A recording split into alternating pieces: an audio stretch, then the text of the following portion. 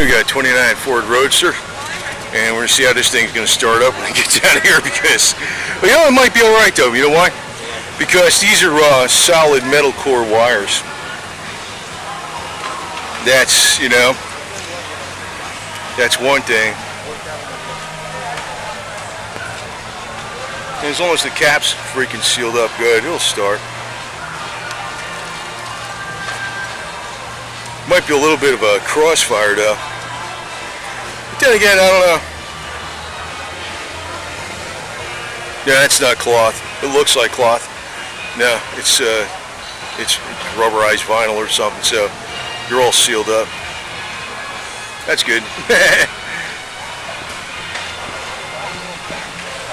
Alright, you got the knockoff wheels on here. You see Spinner's Corvair.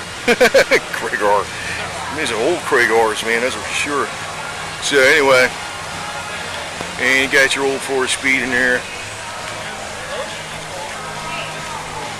And the trusty flathead V8. That's the way you want it, man. Brave the elements. It's good to go, man. Good to go.